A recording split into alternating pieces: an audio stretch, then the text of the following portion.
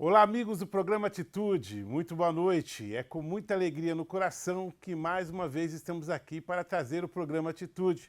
Programa que tem tentado e conseguido mudar a sua vida através de boas notícias, através de bom testemunho. A gente sabe que existe um monte de más notícias no mundo, mas nós queremos trabalhar com boas notícias. Isso é loucura, Marcão? Não é loucura, é propósito. Quando você coloca a sua vida no propósito de Deus, Deus te abençoa e Deus te dirige. E nós fizemos um propósito. Falou, vamos fazer um programa que possa ser um diferencial na vida das pessoas. Então, o programa Atitude tem tentado isso. Eu estou muito feliz porque, sabe, a gente fez um programa maravilhoso. O programa ao vivo foi um programa sensacional, foi um testemunho maravilhoso e mudou a vida de pessoas. Eu espero que no programa de hoje a gente também consiga. Vamos ao versículo do dia. O versículo do dia hoje está aqui em 2 Timóteo 2,15. Essa palavra fala muito com a minha vida, tá? E eu espero que a gente consiga também falar um pouquinho com a sua vida. Amém? Diz assim a palavra do Senhor: procure apresentar-se a Deus aprovado como obreiro, que não tem do que se envergonhar e que maneje bem a palavra da verdade. 2 Timóteo 2,15, repetindo, procure apresentar-se a Deus aprovado como obreiro, que não tem do que se envergonhar e que maneje bem a palavra da verdade. Como que eu vou me apresentar ao Senhor como um obreiro aprovado? A resposta está dentro da pergunta. Você só é aprovado quando você passa pela prova. Ninguém entra no vestibular ninguém entra na faculdade sem fazer um vestibular. Então você precisa ser aprovado na faculdade para você entrar na faculdade. Então você precisa passar pelo vestibular. Então, quando você precisa ser aprovado como obreiro, você tem que passar pela prova. Que provas são essas? Eu não sei as suas, mas as minhas provas eu sei quais são. Por exemplo, não tenho vergonha de falar, em nome de Jesus, eu tinha um terrível defeito na questão de pornografia. Não tenho vergonha de falar. E Deus me pôs à prova nesta área. Então foi um período durante a minha vida, foram mais de 6, 7 anos, que a gente não tinha computador em casa. Porque a minha prova era o computador à noite, quando eu ia para o notebook, quando eu ia para o computador. E eu pedi para Deus, Senhor, me livra disso. E a minha esposa foi muito sábia, que eu compartilhei isso com ela. Ela falou assim, amor, vamos tirar o computador dentro de casa enquanto você tiver esse problema. E nós ficamos mais de 7 anos sem computador, sem notebook em casa. E Deus precisava me tratar naquela área. Por quê? A parte B desse versículo diz o seguinte, procure apresentar-se ao Senhor como obreiro aprovado que não tem do que se envergonhar. Se eu não tivesse sido aprovado nesta área, eu teria do que me envergonhar. Você não pode chegar em determinado local ou igreja para pregar uma palavra e alguém saber que você tem algo que envergonha o Senhor. Que te envergonha, né? A gente não tem nada que envergonha o Senhor, né? Algo que me envergonhe. A gente sabe de passagem que o inimigo é muito sujo, de pessoas pregando e o inimigo, usando a boca de outras pessoas, olhar e falar, olha, eu te conheço. Eu sei quem é você. Então nós não podemos ter nada do que nos envergonhe. Para isso nós precisamos passar pela prova. Se você tem uma área na sua vida que ainda te envergonha, você não passou pela prova. E um detalhe também que eu vou te falar, a gente encontra um bocado de gente por aí, eu aceitei Jesus em 99, eu conheço um bocado de gente que eu não vejo faz 15, faz 20 anos e parece que ele só mudou a roupa. Os problemas são o mesmo, as atitudes são a mesma, as dificuldades são a mesma. Sabe o que aconteceu com essa pessoa? Ela não foi aprovada. Ela está sendo reprovada. E reprovada. E quando você reprova, é que nem na escola, você volta a fazer a série do ano anterior. Por que essa pessoa já está, por exemplo, cara, não sei, não quero julgar ninguém, né? Mas alguém que tem um problema financeiro que já perdura mais de 10, 15, 20 anos. Você está reprovando na prova. E Deus não consegue te abençoar. Sabia disso? E isso vai te envergonhar o dia que você for dar um testemunho, principalmente nessa área. Quando você é liberto, não significa que você esqueceu. Não. Significa que você lembra daquilo, mas não tem mais peso. Não te dói da mesma forma que te doía anteriormente. Então, quando você for aprovado, você não tem vergonha nenhuma de falar onde você era reprovado. Deus me tratou, Deus me curou e Ele me manteve livre. Eu passei pela prova. Procure apresentar-se ao Senhor como obreiro aprovado, que não tem do que se envergonhar e que maneje bem a palavra da verdade. Por quê? Porque para você enfrentar a sua prova, você tem que saber muito da palavra de Deus. E que maneje bem a palavra da verdade. O diabo é derrotado na nossa vida através da palavra. Jesus derrotou o demônio, o diabo, através da palavra. Maneje bem a palavra da verdade. Amém? O programa de hoje está muito especial. Eu recebo a doutora Natasha, ela é advogada na área de direito de família. Nesse tempo de pandemia, pode parar de pagar a pensão? Nesse tempo de pandemia, pode parar de ter as visitas do pai ou da mãe que não vive com esse filho? Ela veio falar sobre isso.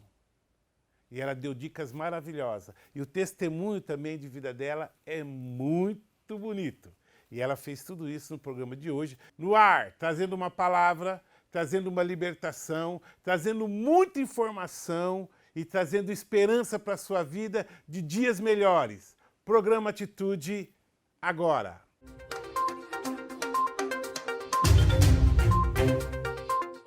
Olá, amigos do programa Atitude, muito boa noite. É com muita alegria mais uma vez que nós estamos aqui para levar o programa que trabalha só com boas notícias, só com boas ações. Eu peço licença para entrar na sua casa, para tentar fazer a diferença na sua vida nesta noite. O programa de hoje está muito especial, tá bom? Eu recebo aqui a mãe do Lucas, a mãe da Sara, a esposa do Rafael, Natasha Santiago. É isso? É isso. Obrigado pelo convite de estar aqui, trazendo boas novas, né? Boas notícias. Eu que agradeço, a Natasha tá aí. Quantos meses, Natasha? Tô com 7 meses. A Sara, tá vindo a Sara aí. Pensa na filha da promessa. Amém. Para essa família. Parabéns. Obrigada. Ô, Natasha, eu vi aqui no seu histórico aqui, né, que eles passam um briefing pra gente, e ela se identificou como advogada sistêmica. E aí eu fiquei pensando, rapaz, o que é uma advogada sistêmica? Fala para o pessoal que está nos assistindo, por favor, querida. Então, a advocacia sistêmica, ela tem um olhar humanizado, né?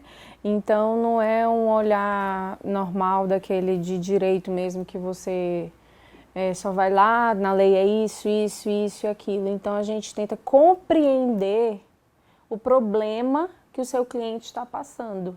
Então, a gente tem, como eu advogo nessa área de direito das famílias e sucessões, as pessoas vão muito martirizadas. Você está num processo judicial, já é o caos. Já é um mártir, entendeu? Então, o advogado sistêmico, ele tem a empatia, tem um olhar humanizado, ele tenta compreender o outro lado.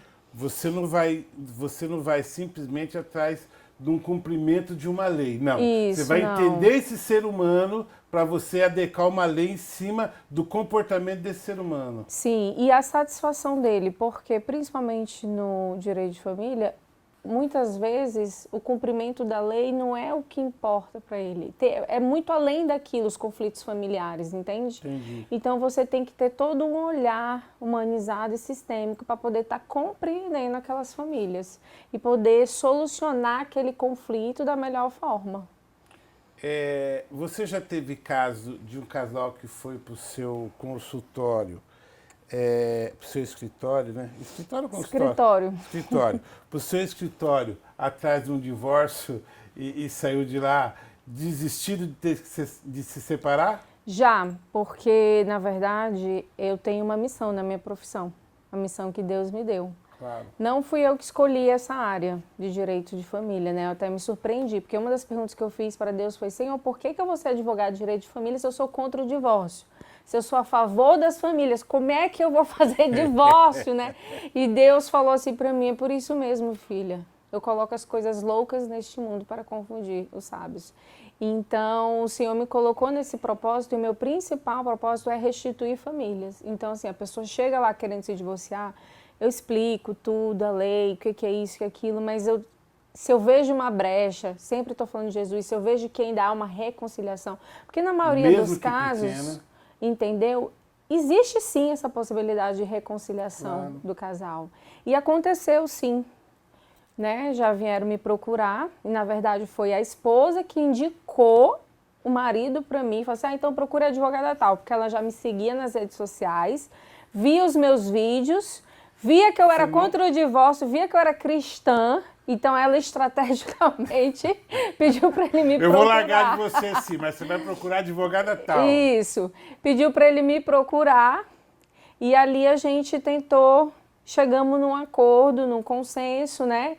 Eles já estavam separados de fato, mas não de direito, para que eles não ingressassem naquele momento com o divórcio, solucionasse a questão da filha menor, mas não entrassem com o divórcio naquele momento, né? Claro. Porque eles ainda se amavam, gostavam, tinham algumas mágoas, alguns rancores, mas existia sim uma esperança de volta. Nossa, que e legal. aconteceu, sim. Em 2002 eu fiz um curso chamado Casados para Sempre. Ele foi criado nos Estados Unidos por um pastor de família.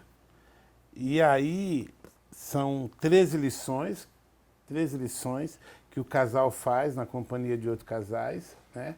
E um juiz da cidade de Pompeia, no interior de São Paulo, toda vez que chegava um juiz de paz, toda vez que chegava alguém para se separar, ele mandava fazer esse curso para depois separar. E ele disse que durante 20 anos ele nunca teve que separar alguém. Glória a Deus. Porque fazia esse curso.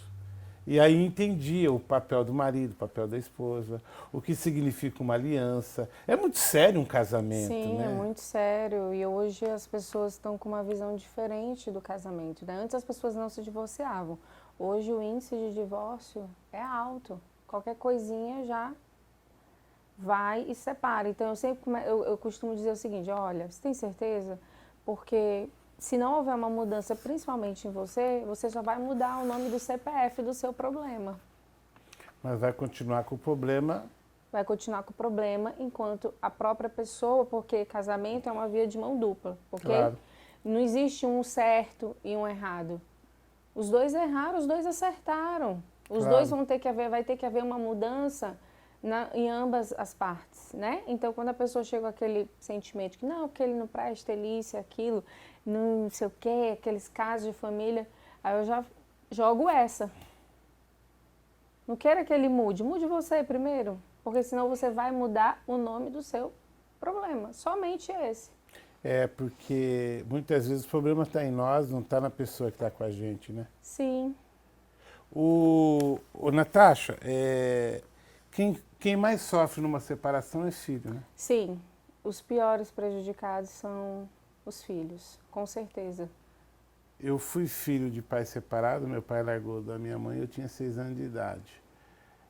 Eu rodei o mundo aprontando tudo que vocês imaginam a nível de álcool, de droga, de promiscuidade, de prostituição, e as pessoas falavam: Marcão, por que você faz isso? E sabe o que eu falava?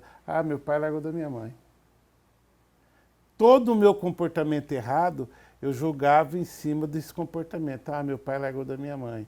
E filho pira, né? O filho fica louco, né? E o que que acontece? Um casamento, se você tem pais bem-sucedidos dentro do casamento, você vai ter filhos bem-sucedidos também. Entende? E então, assim, a gente tem que tentar, amor ao filho, a gente tem que tentar realmente estar ali lutando pelo nosso casamento e gerando mudança, transformação, para que a gente tenha uma família bem-sucedida. Então, numa separação, acontece suicídio de crianças, Nossa. crianças depressivas que estão tendo que ir, a obesidade, diversos fatores, entendeu? E é óbvio, uma separação é muito dolorida para ambas as partes. Então, nem o pai nem a mãe também vão conseguir ser 100% pai e mãe no momento de separação, porque eles vão estar naquele conflito que não vão conseguir dar aquela atenção para a criança. E a criança, às vezes, fica naquele meio termo, senão ela é feita como puxam para o lado e outro moeda de troca, entendeu? Fazem chantagem com a criança. E isso, sim, é muito perigoso, que é a chamada alienação parental, que é algo muito sério. Porque ela é muito violenta, porque de quem vem, né? Do pai ou da mãe, né? Do pai ou da mãe, não só, às vezes, vem dos avós também, maternos ou paternos. Eu lembro que, isso faz muito tempo, né? A separação do meu pai foi em 72. Todo mundo que está aqui nesse estúdio, ninguém tinha nascido ainda. Mas vamos lá. Agora, eu nunca vi minha mãe falar mal do meu pai. Que bom. Ela nunca falou mal do meu pai. Porque a gente vê muitos casos de alienação parental, o que acontece? A criança, ela cresce com uma raiva extrema do pai. Ódio. Ah, porque meu pai largou minha mãe por causa de outro. Ou ao contrário, odeio a minha mãe porque ela largou o meu pai por causa de outro, entendeu? Aconteceu um negócio interessante comigo. Meu pai largou da minha mãe, eu tinha 6 anos de idade. E com 18, eu fiquei muito tempo sem ver meu pai. Com 18, eu me aproximei do meu pai. Ele tentou me explicar o motivo, mas eu tinha ficado com a minha mãe. E falei, pai, eu tô com a mãe e vai que o senhor fala algum motivo que eu não vou gostar. E eu tô com a mãe e não quero saber, não. E eu só vim saber o real motivo há 2 anos atrás, com 52 anos de idade. Nossa. E sabe o que eu descobri? Meu pai não teve culpa. Entendeu? Meu pai não teve culpa da separação. E eu vivi a vida inteira achando que meu pai era o culpado. Mas eu nunca tinha dado a chance dele se explicar. E com 52 anos de idade, aí, antes de eu voltar para Rondônia, eu sentei com ele e falei, pai, conta a história aí para mim. Ele contou. Eu chorei, me deu uma dor no coração terrível. Mas eu nunca deixei de respeitá-lo, nunca deixei de amar, sempre fiz questão. Agora, serviu de referência para mim uma coisa, doutora. A separação do meu pai, eu sempre botei na minha cabeça, não vai acontecer comigo o que aconteceu com meu pai. Então, acontece esses dois tipos de situação. Você usou o efeito rebote contrário, né? Você falou, eu não quero positivamente, eu não quero fazer igual ao meu pai, eu vou fazer diferente, eu vou ter uma família abençoada.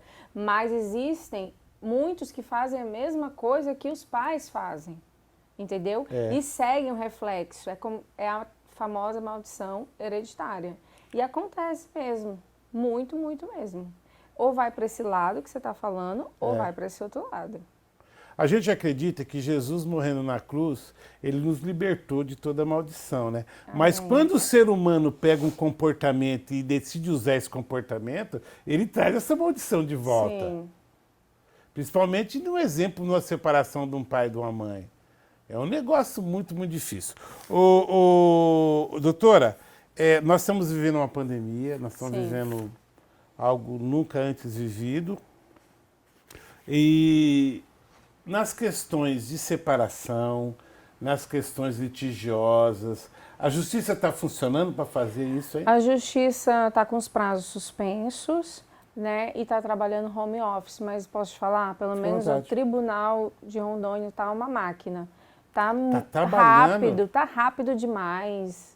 Despacho, decisão atrás de decisão, despacho atrás de despacho. Então, assim, os prazos estão suspensos. O que é isso? A pessoa é intimada, está ali suspensa para responder, etc. Mas está andando. Você tem processos que estão sendo correndo mais rápido do que quando estava funcionando normalmente. Olha só que Tá interessante. excelente. Não tá tendo audiência, óbvio, né? Claro, Tá claro. fechado, mas o pessoal tá home office e tá Eles estão excelente. aproveitando para colocar em dia. Sim, não tenho o que reclamar. Tá excelente. Dentro dentro da sua especialidade, que é direito de família, quais são as causas mais corriqueiras? Guarda, Quantidade, pensão alimentícia. reconhecimento de união estável com dissolução de bens, separação com a dissolução de bens, inventário também. Entendi. Nesse período, exatamente no período que nós estamos vivendo de pandemia, o camarada deixar de pagar a pensão, ele corre risco? Corre risco, sim. Na verdade, a pergunta que tem se feito é a seguinte.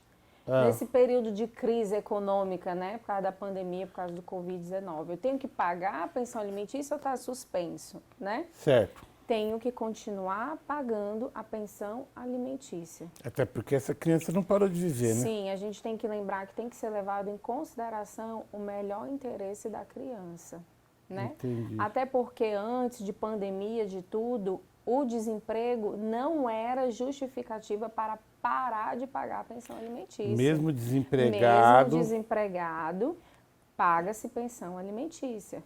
Entendi. Nós vamos para o intervalinho no programa Atitude e eu vou aprofundar essa pergunta. Mesmo desempregado tem que pagar a pensão? É verdade que tem caso na justiça que a justiça obriga... Vai pensando aí, você só vai responder no segundo bloco. A justiça obriga os avós a pagar?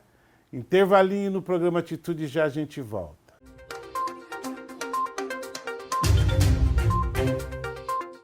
Estamos de volta aqui recebendo a doutora Natasha Santiago, ela que é advogada sistêmica com especialidade no direito familiar. Escuta, vamos lá, doutora, te perguntei no finalzinho do primeiro bloco, eu deixo de pagar essa pensão alimentícia, eu estou desempregado e tal, mas eu moro com os meus pais e meus pais têm um salário, ganham bem. A justiça pode obrigar eles a pagarem a minha pensão? Então, esses são os chamados alimentos avoengos, né? Mas só que ele é de forma o quê? Subsidiária. É quando um dos genitores, ou pai ou mãe, não tem condição nenhuma de sustentar o menor. Então, por exemplo, vamos imaginar a seguinte situação. Certo. A mãe tem condição, o pai está desempregado, não tem condição. Eu vou partir para os avós? Não. É quando ambos os genitores não têm condição. Ah, tá. Quando os dois não têm condição. Isso. Aí sim, de forma subsidiária, vai para os avós, entendeu? Se a mãe tem uma boa condição, não. E o desemprego por si só, eu estou desempregado, não vou pagar? Vai continuar pagando. Por quê? Porque a justiça entende que você pode trabalhar de auxiliar de pedreiro, que você vai ter que se virar. Você pode não conseguir um emprego na sua profissão, mas trabalho ele pode encontrar em qualquer lugar. Pode encontrar um trabalho informal, entendeu? Pode fazer alguma coisa. Então, assim, existem meios, por exemplo, eu tinha um emprego que eu ganhava R$10.000 e eu perdi esse emprego. Não tenho mais ele. Eu vou continuar pagando 30% ou 20% sobre o meu salário, vamos imaginar que eu pagava 20%, R$2.000, ok? Certo. Aí eu estou desempregado. O que eu tenho que fazer? Deixar de pagar? Não. Eu tenho que ingressar na justiça e entrar com uma revisional de alimentos, que é para rever esse valor. Por quê? Porque a minha possibilidade foi modificada. É o que acontece muito com os jogadores de futebol, né? Eles são casados, estão no auge da carreira, ganhando seus 100, 200, 300, 400 mil reais. Aí o camarada para de jogar, logo ele vai preso. Então ele tem que ir lá e falar, olha, eu não ganho mais 500 mil. Tem que entrar com uma revisional de alimentos para pagar um valor abaixo, entendeu? E comprovar que a possibilidade dele mudou. Porque como que é a arbitragem da pensão alimentícia? Possibilidade das partes, necessidade do menor e proporcionalidade da mãe e do pai. Quem ganha mais vai contribuir Possibilidade mais. das partes é o quê? Possibilidade... As duas partes têm renda fixa? Não. Possibilidade da parte é, por exemplo, o pai ou a mãe. Quem está com a guarda, a outra parte que paga a pensão alimentícia, certo, ok? certo. Então é a possibilidade, porque eu não posso arbitrar uma pensão para você igual a do Joãozinho da esquina. Eu não posso. Entendi. Cada um de acordo com a sua condição financeira. Maravilha, essa é a Essa é a possibilidade. possibilidade. A segunda? É a necessidade. Por exemplo, necessidade do menor. Vamos imaginar, o meu filho, ele tem um gasto, sei lá, de R$ 2.000 por mês. Mas não quer dizer que o da minha vizinha gaste isso. Pode gastar mais ou pode gastar menos.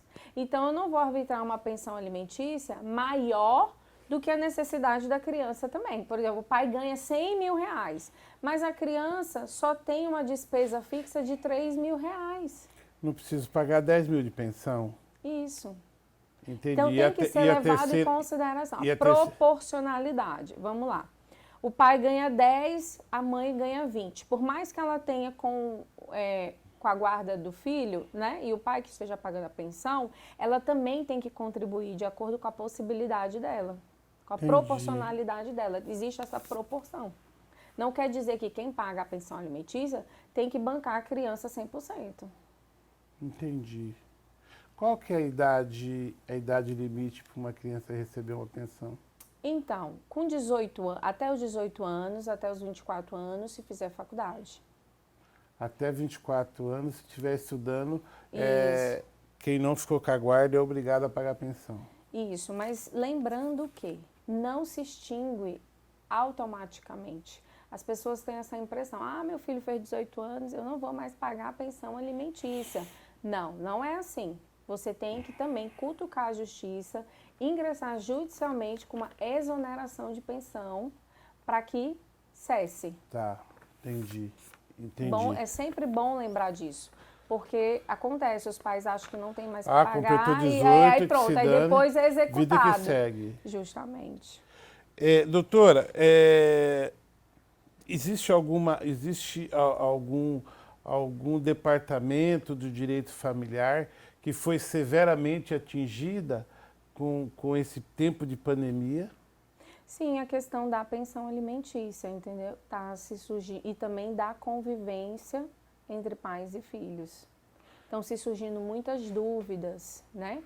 Essa questão da pensão alimentícia, a gente sabe que nessa crise do Covid-19 está tendo alto índice de desemprego, certo. Ok? Então, fica-se aquela pergunta, né? Como é que eu vou pagar a pensão? Ou se não, o salário diminuiu, foi suspenso, sei lá, várias coisas. Vários empregados aí informais e tudo mais. Então, a pergunta é, o que eu tenho que fazer para que, né, eu não seja executado futuramente? O que você tem que fazer? Acho que a primeira coisa que a gente tem que levar em consideração é a empatia. Então, os pais, é bom ter um bom diálogo, ter aquela compreensão, mas ingressar judicialmente com uma revisional de alimentos. Porque se a sua condição financeira foi modificada, entendeu? Que é a sua possibilidade, você ingressa judicialmente com essa argumentação. E como eu falei, o judiciário está rápido. Entendi. Na questão da convivência, a justiça não determina isso através de leis, mas, por exemplo, se essa visita paterna pode colocar, por exemplo, em risco a vida dessa criança, é melhor suspender nesse tempo, né? Eu também acho que tem que ser levado em consideração a empatia. Meses atrás, Isso é empatia. Então, meses atrás, a gente nunca nem imaginou que nós íamos estar passando por isso, não é verdade? Então, a gente não vai achar em nenhuma lei, em época de pandemia, o filho tem que ficar com fulano, com o ciclano. Você não vai encontrar na sua sentença ou no seu acordo algo estipulado em relação à visita, à convivência familiar em tempos de pandemia. Então, o que eu tenho que ser levado em consideração? Tem que ter o bom senso das partes. Vamos dar um exemplo. O pai é médico, né, e visitava a criança, eu vi esse caso. Certo. O pai é médico e ele visitava as crianças finais de semana, alternados, ok? Ele, por si próprio, entrou em contato com a mãe, fez um acordo e homologou judicialmente para, nesse tempo, como ele está na zona de risco, na zona de frente, que ele não visse, porque ela poderia ser contaminada.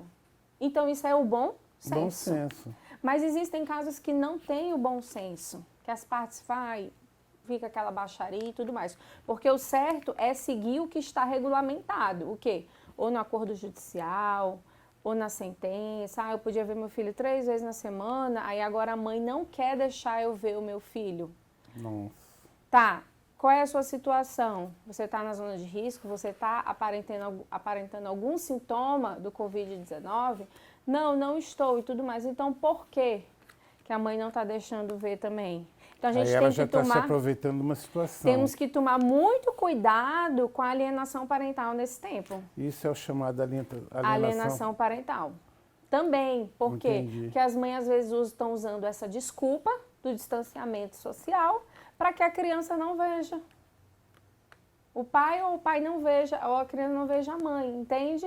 Claro. Então isso é muito arriscado. Eu vou dar um recado para vocês que Deus agraciou de você ter um filho. Amém. Tanto seu pai quanto sua mãe, né? O pai e a mãe, né? Eu tenho um recado para dar para vocês dois. Nunca mais você vai se desligar dessa pessoa. Então eu sugiro para você que pare de brigar. Ué, não adianta. É para nunca mais. Um filho é para nunca mais. Eterno. É um vínculo eterno, entendeu? Aí pode ser sua ex-mulher, a mãe do meu filho, o pai do meu filho, meu ex-marido. Mas vocês têm um vínculo. E aí vocês têm que abrir mão da vontade de vocês dois e pensar nessa criança. Além de uma separação que já é extremamente traumática, não dá para vocês ficar fazendo aí alienação parental, como a doutora está explicando aqui. Usar esse filho como moeda de troca, como moeda de vingança. Isso é terrível, né, doutora? Sim, e acontece muito. A gente está tendo muitos casos nesse sentido. Que, principalmente nessa época da pandemia, né, os pais estão fazendo isso com os filhos. Isso é lamentável. Nossa, cara, olha, isso é chocante, é desagradável, é terrível.